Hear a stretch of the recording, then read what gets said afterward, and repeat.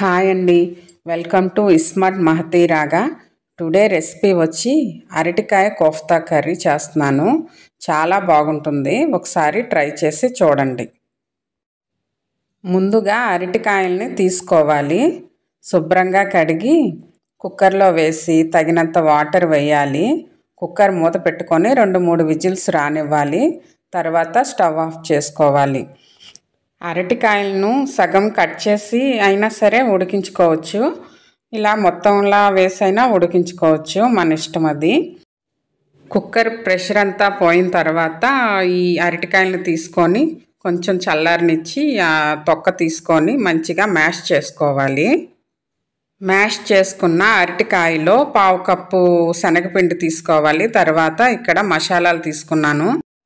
కారం, ఉప్పు, పసుపు, ధనియాల పొడి, కొంచెం గరం మసాలా, సోంపు, అలాగే వాము, కొంచెం కలోంజి, ఇవన్నీ తీసుకొని మంచిగా ఆ అరటికాయలో వేసుకొని మంచిగా కలుపుకొని కోఫ్తా రౌండ్ బాల్స్లా చేసుకొని రెడీ చేసుకోవాలి.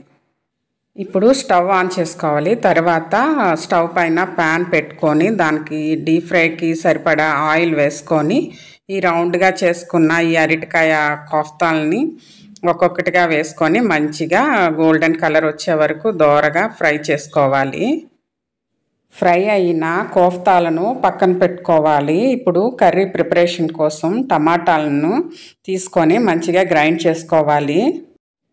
3 మీడియం సైజ్ టమాటాలను తీసుకున్నాను. అలాగే 2 మీడియం సైజ్ ఆనియన్స్ని, అలాగే 2 పచ్చిమిర్చిని తీసుకొని మంచిగా చిన్న చిన్న ముక్కల్లాగా కట్ చేసుకోవాలి.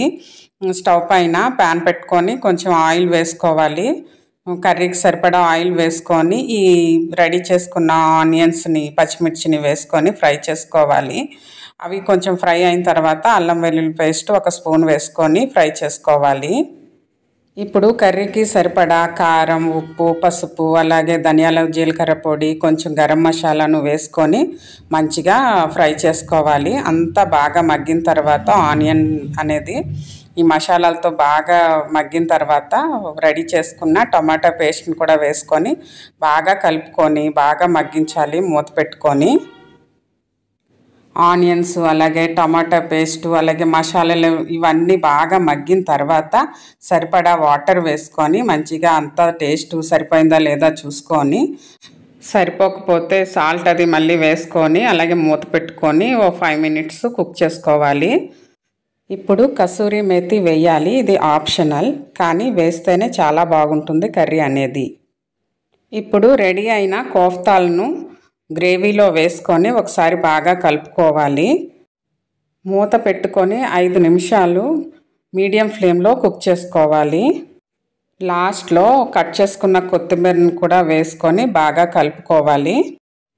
మరో 2-3 నిమిషాలు కుక్ చేసుకోవాలి. అంతేనండి, సింపుల్ అండ్ టేస్టీ అయిన అరటికాయ కోఫ్తా కర్రీ రెడీ అవుతుంది. ఇది చిన్నపిల్లలనే కాదు అందరికీ బాగా నచ్చుతుంది. ఒకసారి ట్రై చేసి చూడండి. అలాగే నా ఛానల్ని సబ్స్క్రైబ్ చేసుకోండి. Okay, bye, thank you.